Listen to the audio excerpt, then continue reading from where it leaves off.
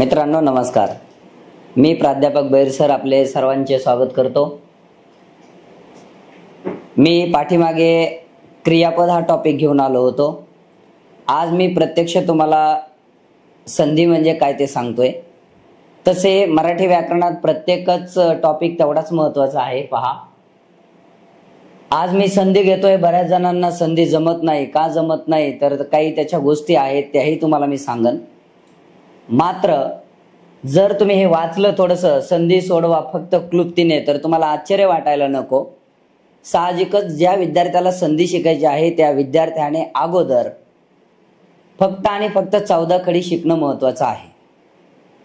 पाहू आपण पुढे गेल्याच्या नंतर लक्षात येणारच आहे. मी तुम्हाला त्या दिशेने घेऊन जाणार आहे. काळजी करायची एकटा काही आवश्यकता नाही. थोडंसं पुढे पहा. काही आपली सोशल मीडिया आहे. हा माझा व्हॉट्सॲप नंबर आहे. तुम्ही खाजगी कोणताही प्रश्न कुठलीही समस्या तुम्ही मला माझ्या व्हॉट्सॲपवर वैयक्तिक टाकू शकता. त्याचा आन्सर फार तर मी तुम्हाला पाहिल्याच्या नंतर 2 किंवा 3 मिनिटात वापस करील 100%. आपला टेलिग्राम चॅनल सुद्धा आहे. तुम्ही त्याच्यावर जॉईन होऊ शकता, कारण त्या ठिकाणी मी तुम्हाला रोज नवीन 1, 2, 4 क्वेश्चन हमखास टाकतो. क्वेश्चन हे पूर्ण माझे मेड असतात, म्हणजे कुठल्या आयोगाने किंवा कुठं आलेले किंवा उगं काहीतरी टाकलंय म्हणून नाही. प्रश्न वाचल्याबरोबर तुम्हाला तो प्रश्न विचारच करायला लावणार असे काही मी प्रश्न टेलिग्रामवर टाकत असतो. त्यानंतर इथं माझा इन्स्टा आहे.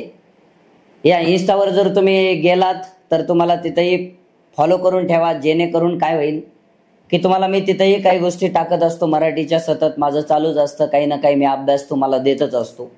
दुसरी गोष्ट, प्ले स्टोअरवर जा. ही त्याची लिंक आहे. प्ले स्टोअरवर गेल्याच्या नंतर जे तुम्हाला पाठीमागे चिन्ह दिसतंय, साकेत स्पर्धा परीक्षा मार्गदर्शन केंद्र, स्पर्धा परीक्षा केंद्र, हे आपलं ऑनलाईन प्लॅटफॉर्मचं नाव आहे. तुम्ही साकेत अकॅडमी असं नाव तिथं टाईप करा. तुम्हाला प्ले स्टोअरवर हे चिन्ह दिसल. डाउनलोड करा, जेणेकरून येणारा पूर्ण कोर्स इन डिटेल तुम्हाला शिकता येईल. थोडंसं सांगायचा मुद्दा हा आहे की हे ज्या सोशल मीडियाच्या ज्या काही मी इथं लिंक टाकलेल्या आहेत त्या तुम्हाला इथं टच करून प्रवेश करता येणार नाही किंवा तुम्ही त्यात ॲड होऊ शकत नाहीत. ज्यावेळेस माझा व्हिडिओ पूर्ण झालेला असेल त्यावेळेस डिस्क्रिप्शन बॉक्समध्ये मी तुम्हाला याच्या सगळ्याच्या लिंक देईल. तुम्हाला कुठलीही अडचण आली तर तुम्ही याच्या माध्यमातून तुम्ही माझे संपर्क करू शकता. सर्वांना जर कळालं असेल तर पुन्हा एकदा धन्यवाद. आणि मी पुढे चलतोय का, कारण महाराष्ट्रात सर्व विद्यार्थ्यांच्या जिव्हाळ्याचा प्रश्न असणारा टॉपिक मी आज घेतोय. त्याचं नाव आहे संधी. खूप सुंदर आहे, काही अवघड नाही पोरांनो. लक्षात घ्या, जर तुम्हाला संधी आली तर 100% संधी येणार आहे. कळलंय का बघा. त्याच्यामुळे काळजी करायची गरज नाही. मी काही गोष्टी अगोदर, ह्या संधीच्या अगोदर काही पार्श्वभूमी म्हणून मी काही गोष्टी सांगतो तुम्हाला. थोडं बारीक लक्ष द्या, जेणेकरून कळन. शक्यतो जमलं तर ज्यावेळेस मी शिकवतोय त्यावेळेस तुमचा एक पेन आणि एक वही जवळ ठेवा. स्वतः पण अभ्यास करा, कारण इतरांनी सांगितलंय म्हणजेच आपल्याला 100% आलंय असा अर्थ होत नाही. सांगितल्याच्या नंतर तुम्ही ते किती जतन करून ठेवता याला जास्त महत्व आहे. अद्ययावत ठेवा, कारण नॉलेज हे एकदम ताज्या पोह्यासारखं असतं. शिळे झाल्याच्या नंतर पोहे खाऊ वाटत नाहीत. नॉलेजचं सेम तसंच आहे, ज्ञानाचं तसंच आहे. ते सुद्धा एकदा शिळं झालं की तुमच्या हातातून निघून जातं. आणि एकदा का ते नॉलेज तुमच्या हातातून निघून गेलं की पुन्हा तुम्हाला असं वाटतं की अरे मला हा टॉपिक कळत नाही. असं काही नाही. तुम्ही त्याला अद्ययावत करा, अपडेट करा, पुन्हा पुन्हा पुन्हा पुन्हा करत राहा. चला लक्ष द्या. मी थोडंसं एक पेज घेतो. पेज घेतल्याच्या नंतर मी तुम्हाला तिथं अगोदर 14 खडी शिकवतो. का 14 खडी शिकवतो ते तुम्हाला मी ज्यावेळेस संधी शिकवायला सुरुवात करील त्यावेळेस नक्की कळन. ऐका जरासा. जर मी एक वाक्य बोललो तर प्रत्येकाला आश्चर्य वाटायला नको. वाक्य ते असं आहे की बऱ्याच विद्यार्थ्यांना मराठीत संधी जमत नाही, पण का जमत नाही त्याचा शोध लागलाच नाही. ऐका दादांनो, तुम्हाला 12 खडी जुन्या काळातली म्हणजेच आजची 14 खडी येत नाही. बरं, काही म्हणते मग आम्हाला काका की की कू काही येत नाही का सरजी, काही सांगता. असं नाही. तर येतं प्रत्येकाला. काना, उकार, वेलांटी, मात्रा हे सगळ्या गोष्टी कळतात, पण प्रॉपर आपण अभ्यास केलेला नाही, यास्तव जमत नाहीत. मला सांगा, 14 खडी न येणे म्हणजे दिलेल्या शब्दातील वर्ण रचना न कळणे, म्हणजे एकूण मूलध्वनी शोधणे जे म्हणतो आपण ते जमत नाही. आणि मूलध्वनी जर तुम्हाला कळाले तरच संधी टॉपिक कळतो. चला मी थोडंसं एक पेज घेतो, तुम्हाला दाखवतो काय भानगड आहे. सगळ्यांना स्वर तर माहितीच आहेत, थोडं स्पीड मध्ये सांगतो, लवकर लक्षात येईल जेणेकरून. इकडे बघा, अगोदर आपण सगळे स्वर लिहिणार.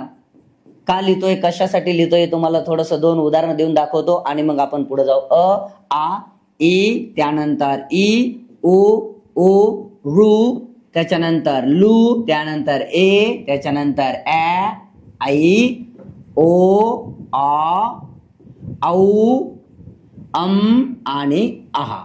थोडं बारीक लक्ष द्या मित्रांनो, सहज कळन तुम्हाला. एकूण आपल्या मराठी व्याकरणामध्ये 34 व्यंजन आहेत बरं का. मी तुम्हाला 14 खडी म्हणजे काय ते अगोदर सांगतो, नंतर तुम्हाला 14 खडी कशी लिहिली जाते तेही सांगतो. या 14 खडीला 14 असंही म्हणतात. इथं सुद्धा तुम्हाला एक गुण भेटन. चला पुढे चला, लक्षात घ्या. एकूण 34 व्यंजन आहेत. व्यंजनाची सुरुवात ही क पासून होते. मग आता काही लोक म्हणले काका की तुम्ही 34 व्यंजनापैकी मला कोणताही सांगा, मी तो लिहू शकतो, तुम्हाला दाखवू शकतो, काही अडचण नाही. थोडं बारीक लक्ष द्या. ह्या 34 व्यंजनापैकी आपण कोणताही एक व्यंजन घेत असतो. समजा प, इथं मी एक व्यंजन घेतलाय. व्यंजनाचा पाय मोडला जातो म्हणजे हलंत असतो. का? कारण त्याच्यामध्ये स्वर नसतो, म्हणजे तो अपूर्ण आहे.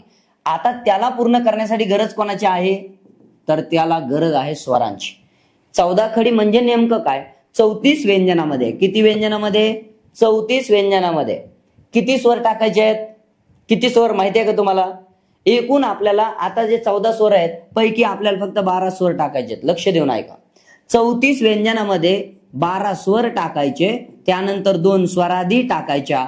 मला सांगा, 12 आणि 2 ज्यावेळेस मी स्वर आणि स्वरादी ज्यावेळेस मी व्यंजनात टाकेल त्यावेळेस एकूण 14 अक्षर तयार होतात. लक्ष द्या, ही जी 14 अक्षरे आहेत त्यालाच काय म्हणतात, तर 14 खडी म्हणतात. मी तुम्हाला प्रत्यक्ष टाकून देतो म्हणजे लक्षात येईल. नसलं कळलं तर अजूनही सोपं आहे का, व्यंजनामध्ये स्वर टाकणे म्हणजे 14 खडी, सोप्या भाषेत. मग आता किती व्यंजनात, तर 34. मग 34 पैकी 34 घ्यायचे का? नाही, कुठलंही एक व्यंजन तुम्ही घेऊ शकता. जसं की मी इथं प घेतो. आता लक्षात घ्या, ज्यावेळेस मी इथं प लिहिणार त्यावेळेस त्याचा पाय मोडणार. मात्र ज्यावेळेस मी अच्या खाली प लिहिणार मात्र त्याचा चुकूनही पाय मोडणार नाही. इथं त्याला पाय मोडलाच जाणार नाही. का बरं असं? त्याचं कारण असं आहे, कारण हा जो प आहे हा प आता पूर्ण झालाय. व्यंजनामध्ये स्वर टाकल्याच्या नंतर व्यंजन पूर्ण होतो. आता जर कोणतंही व्यंजन समजा असं तुम्ही असं लिहिलं तर जर त्याचा पाय मोडलेला नसेल, 100% सांगायचं त्याच्यामध्ये अ आहे. कोणतंही व्यंजन असो. तसं ह्या प मध्ये कोण आहे सांगा, अय. मी काय करतोय, ह्या व्यंजनामध्ये हे वरचे स्वर खाली टाकतोय. ठीक आहे, पुढे बघा. आता प ला मी इथं काना देतोय, याचा अर्थ काय रे, प ला काना, पा. उच्चार करा, पा. आणि ज्यावेळेस तुम्ही थांबता त्यावेळेस लक्ष द्या त्याच्यामध्ये आ येतो का नाही बघा. जर तुम्हाला पा या व्यंजनाची फोड करायला लावली तर त्याची फोड अशी करायची. मग आता प अधिक आ आला का बाहेर? हा आ कुठे कळलंय का? ह्या काण्यामध्ये. याचा अर्थ कोणत्याही व्यंजनाला तुम्ही जर काना दिला 100% त्याच्यामध्ये आ येतोच. कळलं का? मग मी इथे एक शब्द लिहिणार उदाहरणार्थ. चला, मामा. सगळ्यांच्या आवडीचा शब्द असतो हा, लक्ष देऊन ऐका, भविष्य आहे आपलं. मामा शब्द लिहिला. मग मला जर फोड करायची असेल तर मी असं करणार, म अधिक, ह्या म मध्ये कोण आहे? आ. पुढे चला, अधिक, पुन्हा एकदा म लिहिणार, अधिक एकदा काय करणार? आ.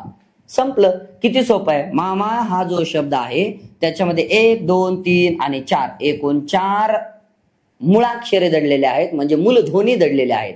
म्हणजे मामा हा शब्द एकूण 4 मूलध्वनीने तयार झालेला आहे. याला फोड म्हणतात. आलं का लक्षात? पुढे चला, मला कोणती वेलांटी देतोय मी? ह्रस्व वेलांटी. आता विद्यार्थी त्याला पहिली वेलांटी म्हणतात, ते चुकीचं आहे. तसा विचार जर केला तर मला पहिली वेलांटी म्हणणंच गलत आहे, पण लक्षात राहत नाही म्हणून पोरं म्हणतात. ठीक आहे, पण मला ह्रस्व वेलांटी म्हणतात. उदाहरणार्थ इथं लिहिलं. मग जर फोड करायची म्हटलं तर म अधिक कोणता ई घेणार मी? ह्रस्व ई घेणार. पॉईंट समजला? तसं सेम मला इथं कोणती वेलांटी दिली? दीर्घ. याचा अर्थ या म मध्ये कोण आहे आता सांगा? दीर्घ ई आहे. पुढे चला, ह्या म ला मी उकार कोणता दिलाय? ह्रस्व उकार म्हणतात त्याला.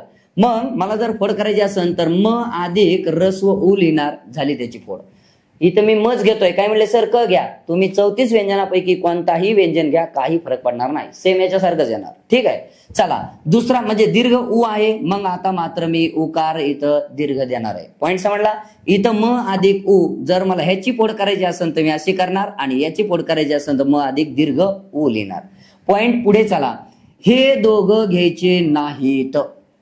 इथं आल्यावरच सांगायला लागलोय मी. त्याचं कारण असं, हाच पेपरला प्रश्न असतो, 14 खडीमध्ये एकूण किती स्वरांचा समावेश होतो? एकूण स्वर तर 14 आहेत, पण हे दोघ जण नाहीत ना, मग 14 - 2 म्हणजेच किती? तर 12. म्हणजे 14 खडीमध्ये एकूण स्वराची संख्या ही 12 येते. हा पेपरला आलेला प्रश्न आहे. 14 खडी 14 असं म्हणायचं नाही. पुढे चला. आता इथं मी काय लिहिणार? मे लिहिणार. मे. जर कोणी विचारलं चला मेची फोड करा, लगेच करणार म अधिक ये. काही लोकांना ए आणि आई मधला फरक कळत नाही. आई ए हेच लक्षात येत नाही, थोडं बारीक लक्ष द्या. पुढे चला. मॅ. आता मी इथे शब्द लिहिला, चला द्या इकडे लक्ष. मॅडम. आणि तुम्हाला सांगितलं या नियमाप्रमाणे फोड करा. सोपं आहे. म अधिक ऍ अधिक ह्या ड ला कुणी नाही म्हणजे अ आहे, आणि म ला सुद्धा कुणी नाही याचा अर्थ अ आहे. झाली मॅडम या शब्दाची फोड. पॉइंट समजतोय का? इथं मी शब्द लिहिला देव आणि तुम्हाला सांगितलं फोड करा. सोपं आहे. याला काय दिलाय दिसतोय तुम्हाला? मात्रा दिलाय, बरोबर का? मग कुठेशी मात्रा इथं बघायचं. म मध्ये कोण दाडलाय? ए. याचा अर्थ द मध्ये सुद्धा एच दाडलेला आहे. ए. आणि व ला कुणी नाही, ज्याला कुणी नाही त्याला आम्ही आहेत म्हणजे अ. झाला, पॉइंटच संपला. क्लिअर? पॉइंट समजतोय का बघा. पुढे चला. आता मी इथं मॅ लिहिलंय. त्याच्यानंतर मै. ज्या वेळेस एखाद्या व्यंजनाच्या डोक्यावर असे 2 शिंगे येणार त्यावेळेस त्याच्यामध्ये हा आई येतो. हा पॉइंट लक्षात ठेवा. पुढे चला. एक काना एक मात्रा मो. समजतंय का? पुढे चला. एक काना अ मॉ. समजलं का? पुढे चला. एक काना 2 मात्रे मऊ. मऊ. म्हणजे आता मी इथं कौलारू शब्द लिहिला. कौलारू. आणि तुम्हाला सांगितलं फोड करा. जमन का नाही? सोपं आहे. क अधिक औ, ल अधिक आ आणि र अधिक उ. झाली कौलारू शब्दाची फोड. जर तुम्हाला शब्दाची फोड जमली, संधीत अर्ध्यापेक्षा जास्त तुम्ही जिंकले. चला पुढे चला. इथं मम आणि त्याच्यानंतर महा. गणित असं आहे, मी या म च्या जागेवर माझ्या ऑफलाईनच्या बॅचला मी इथं म च्या जागेवर र घेत असतो आणि पोरांना सांगत असतो र मध्ये टाका, लगेच पोरं सांगतेत रम. समजलं का? असं गणित आहे. म्हणजे रम कळतं त्यांना, पण मम कळत नाही, कम कळत नाही. समजतंय का बघा?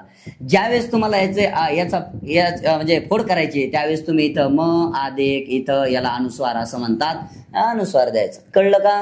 पुढं म अधिक याला विसर्ग म्हणतात, मी इथं विसर्ग लिहिणार असं. समजलं का? किती सोपं आहे, एकदम सहज आहे. सहज आहे का नाही? आता लक्षात घ्या, जर तुम्हाला ही 14 खडी ह्या पद्धतीने कळाली असेल, मी 1-2 शब्द घेतो, फोड करून दाखवतो आणि एकदा का फोड आली की मग आपल्याला शेवटचा वर्ण कोणता येतो हे कळलं. जसं मामा या शब्दाची फोड केल्याच्या नंतर शेवटी कोण आलंय? मा आलाय का आलाय रे? आ आलाय. आ. आणि मग संधीमध्ये आपल्याला हे शिकायचंय, पहिल्या शब्दातला शेवटचा वर्ण ज्या विद्यार्थ्याला काढता येतो त्याला संधी जमते. चला, इथपर्यंत सगळ्याला कळालंय का दादांनो? एकदा सांगा. जर कळालं असेल तर आपण आता थोडस संधीकडे जाऊ. तुम्हाला मी काही पार्श्वभूमी सांगितलेली आहे, ती कळाली असेल. वेगवेगळे प्रॅक्टिस करा. जसं मी दिलंय तसं बघा. आणि एकदा का तुम्हाला पहिल्या शब्दातला शेवटचा आणि दुसऱ्या शब्दातला पहिला कळाला की तुम्ही संधीमध्ये जिंकलात. आता बघा पुढे मी संधीवर येतोय. शब्द किती खास आहे, सहज आहे. तत्सम शब्द आहे संधी. ऐका, पेपरला आलेला प्रश्न आहे हा. संधी हा शब्द टिंबटिंब आहे. तत्सम म्हणजे संस्कृत मधून जसा तसा आलेला नव्हे. संधी हा टॉपिकच सगळ्यात जास्त संस्कृतशी संबंधित आहे, त्याच्यामुळे त्याची काळजी करू नका. विद्यार्थ्याला त्याच्यामुळे जड जात आहे, नाही काळजी करायची. व्याख्या वाचा एकदा संधीची. एवढं सोपं आहे पोरांनो, मी तुम्हाला घेऊन दाखवतो, काही टेन्शन घ्यायची गरज नाही. चला बघा. जोड शब्द तयार करताना काय करायचंय आपल्याला? जोड शब्द तयार करताना पॉइंट हा नाहीये. पुढे चला. पहिल्या शब्दातील शेवटचा वर्ण. हे काय इथं मी पांढऱ्या याच्या रंगामध्ये त्याला डायरेक्ट हायलाइट केलंय. काय केलंय बघा? पहिल्या शब्दातील शेवटचा वर्ण. मी इथं शब्द लिहितो म्हणजे तुम्हाला लगेच कळन. देव शब्द लिहिला. द अधिक ये अधिक व अधिक अ. समजा हा पहिला शब्द आहे. चला बोला. पहिल्या शब्दातील शेवटचा वर्ण. मग पहिल्या शब्दातला शेवटचा वर्ण व येणार का अ येणार रे? वास्तविकच आहे, अ येणार. अ.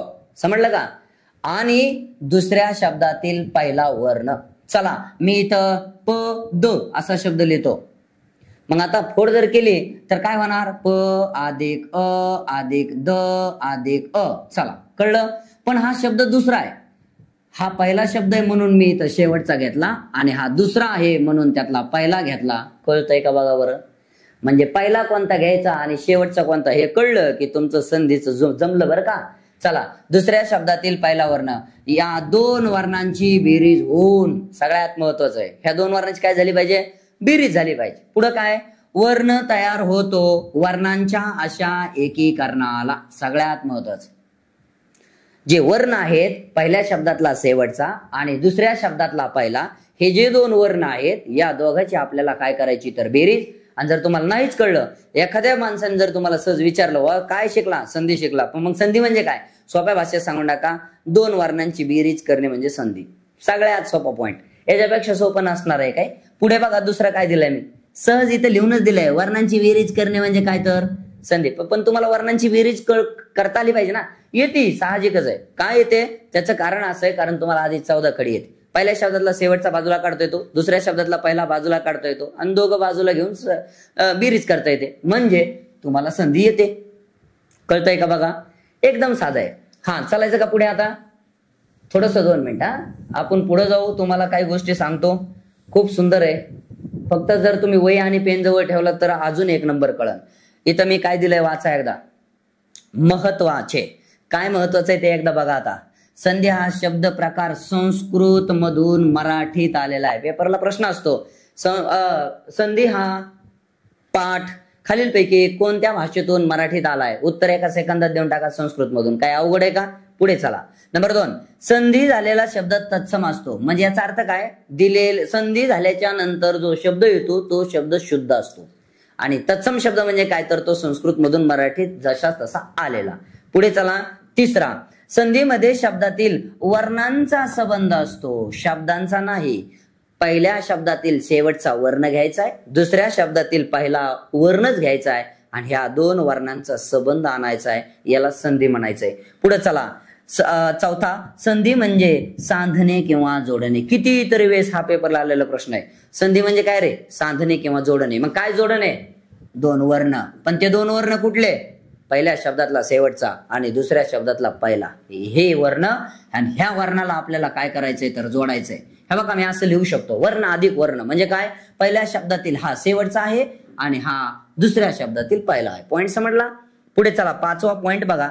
संधीचे मुख्य 2 गटात वर्गीकरण करतात. बऱ्याच विद्यार्थ्याला कन्फ्युज होतंय, सर संधीचे प्रकार का संधीचे वर्गीकरण? नीट ऐका दादांनो, संधीचं वर्गीकरण 2 भागात आहे बरं का.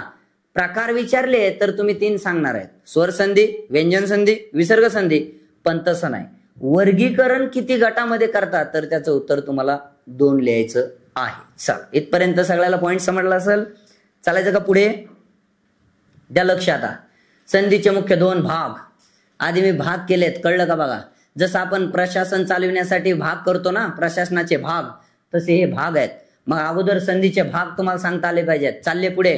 काही विद्यार्थी संधीचा अभ्यास करतात. चला, संधीचे मुख्य प्रकार 3 आहेत, स्वर संधी, व्यंजन संधी, विसर्ग संधी. झालं, संपलं? नाही, गलत. प्रॉपर अभ्यास करा दादांनो, 1 नंबर काम होईल. संधीचे मुख्य 2 भाग आहेत.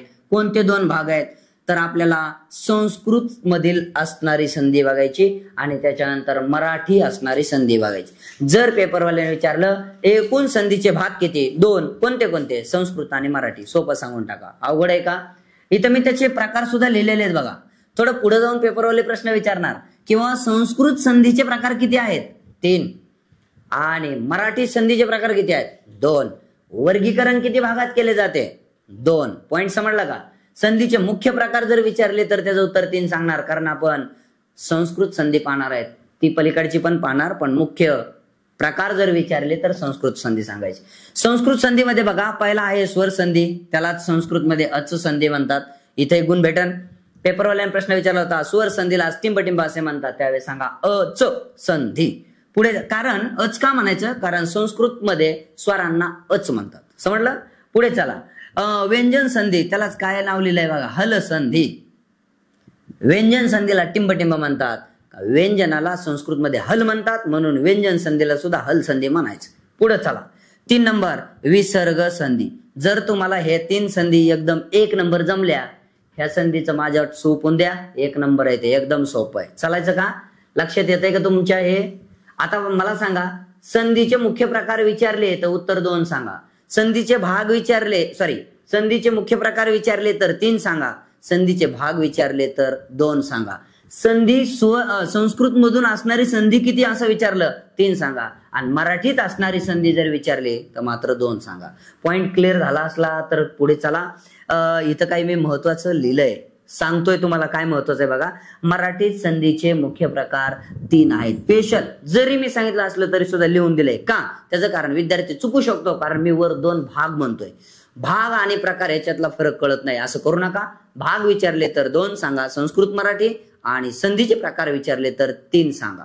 पॉइंट कळाला असला तर आपण जरा थोडं स्वर संधी काय भानगडे तिकडे जाऊ, म्हणजे ह्या भागात खेळू. कारण एवढं गोड आहे पोरांनो, तुम्ही डोळ्यांनी नुसता शब्द पाहिला तरी सांगणार मला सर अहो ही तर स्वर संधी, सर ही तर व्यंजन संधी, सर ही तर विसर्ग संधी. का? कारण 14 खडी वर्णमाला तुम्हाला 100% येते. चालायचं का मग? चला बघा पुढे बघा. 1 नंबर दिला मी स्वर संधी. काय नाव दिलं त्याला? अच संधी. का दिलं? कारण स्वराला अच असं म्हणतात संस्कृत मध्ये, आणि आपण संस्कृत मधल्या संधी पाहतोय. कळलं का? बघा पुढे चला. आता व्याख्या काय दिली बघा, सगळं स्पष्टीकरण देतो, फक्त बारीक लक्ष द्या. पहिल्या शब्दातील शेवटचा वर्ण, पॉइंट समजून घ्या. कुठला पाहिजे? पहिल्या शब्दातील शेवटचा वर्ण. हा पुढे चला. काय असला पाहिजे? स्वर असला पाहिजे. तो एकूण स्वर 14, मग त्या 14 स्वरापैकी एक कुठला तरी स्वर असला पाहिजे. पुढे चला. आणि काय म्हणताय? दुसऱ्या शब्दातील कसला? पहिला. कोण? स्वरच. पॉइंट समजला का? बघा हा पहिल्या शब्दातील शेवटचा आहे आणि हा दुसऱ्या शब्दातला पहिला आहे. पण हे शेवटचा आणि पहिला हे दोन्ही सुद्धा कोण असले पाहिजेत? स्वरच असले पाहिजेत. तर येणार कसं? देव, आता शब्द लिहून दिला होता, पुन्हा एकदा चला. द आदेक, ये आदेक, व आदेक, अ. मग मला सांगा, हा झाला पहिला शब्द. पहिल्या शब्दातील शेवटचा वर्ण मी गोल केलाय. अ हा कोण आहे सांगा? अ हा आहे स्वर. आपल्या नियमात तर पहिलं उदाहरण बसलंय. मग आता दुसरं उदाहरण घे नाही. देव अधिक, मी तर आता दुसरा शब्द वर लिहितो. आसन. हा चला फोड जर केली, आ अधिक, स अधिक, अ अधिक, न अधिक, अ. साधं लॉजिक आहे. पहिल्या शब्दातला शेवटचा घेतला तो स्वर आहे, आणि दुसऱ्या शब्दातला आता मला पहिला घ्यायचा आहे. बघा आ सुद्धा कोण आहे सांगा? तो सुद्धा स्वरच आहे. आलं का नियमात? सांगू एकदा. पहिल्या शब्दातला शेवटचा वर्ण घ्या, तो स्वर असला पाहिजे. दुसऱ्या शब्दातला पहिला वर्ण घ्या, तो स्वर असला पाहिजे. आणि हे दोघं स्वर असले, डोळे झाका आणि डायरेक्ट सांगा ही स्वर संधी आहे. पुढे काय येऊ का नाही येऊ आपल्याला, एवढं सोपं आहे. काय लिहिलंय वाचा. स्वर संधीचे सूत्र दिलंय मी. पेपरला येतं. 1 गुण हमखास आणि नोकरी लागून रिटायरमेंट येईपर्यंत. कळलं? बघा स्वर अधिक स्वर. मग हा स्वर कुठला आहे? पहिल्या शब्दातील शेवटचा. हा स्वर कुठला आहे? दुसऱ्या शब्दातला पहिला. दोन्ही सुद्धा जर शेजारी शेजारी स्वर असतील तर त्या संधीला म्हणणार काय? स्वर संधी. अवघड आहे का सांगा? मग आता जर मी उदाहरण घेतले तर तुम्हाला सहज कळणार आहे की सर हे दिलेलं उदाहरण स्वर संधीचं आहे किंवा नाही. सांगू शकता तुम्ही? एक शब्द देऊ काय? एकच शब्द देऊ, पुढे जाऊ. हा इकडे लक्ष द्या. आता इकडे बघा. मन अधिक अवस्था. मी संधीप्रमाणे लिहितो म्हणजे प्रत्येकाला कळन. हा आहे पहिला शब्द, हा आहे दुसरा शब्द. मला सांगा दादांनो, मन शब्दाची जर फोड केली, म अधिक अ अधिक न अधिक अ, म्हणजे ह्या न मध्ये दडलाय कोण शेवटी सांगा? अ. पुढे चला अधिक. आता हा दुसरा शब्द आहे. दुसऱ्या शब्दातला पहिला घ्या, कोण आहे तो? अ. हे दोन्ही सुद्धा कोण आहेत सांगा ना? दोन्ही सुद्धा आहेत स्वर. आलं का नियमात? बघा स्वर अधिक स्वर बरोबर स्वर संधी. म्हणजे दिलेलं उदाहरण आहे स्वर संधीचं, फिक्स आहे. काही शंका नाही. भले तुम्हाला पुढचा जोड शब्द आज लगेच येणार नाही हे मला माहिती आहे, पण इथपर्यंत तर सगळ्यांना कळणार किंवा दिलेलं उदाहरण हे स्वर संधीचं आहे. जसं मी अजून एक उदाहरण घेऊन दाखवू का तुम्हाला? द्या इकडे लक्ष. व न अधिक औषधी. बघा ह्या न मध्ये कोण आहे सांगा? अ. पुढे चला अधिक. दुसऱ्या शब्दातला पहिला घ्या, तो आहे औ. हे दोन्ही सुद्धा कोण आहेत सांगा रे? स्वर. 100% उदाहरण हे स्वर संधीचं आहे ना? अवघड आहे का? नाही. ज्यावेळेस तुम्हाला जोड शब्द बनायचा आहे त्यावेळेस आपल्याला पुढे जायचंय, पण अगोदर त्या विद्यार्थ्याला तुम्हाला काय करता आलं पाहिजे? तर स्वर संधी आहे का नाही हे समजलं पाहिजे.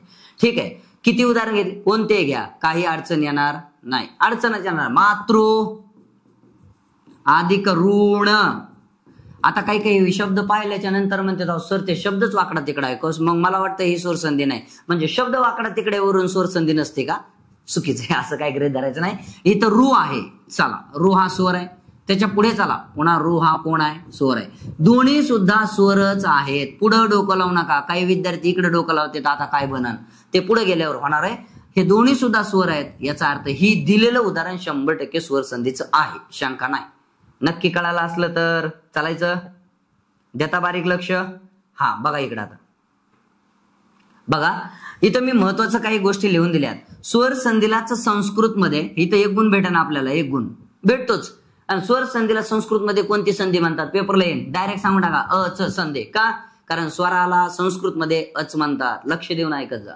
पुढे चला, पुढे उदाहरण लिहून दिलंय मी इथं. मी तर तिकडे दिलेतच, पण इथं सुद्धा दिलेत. सहज करणार आहे आपल्याला.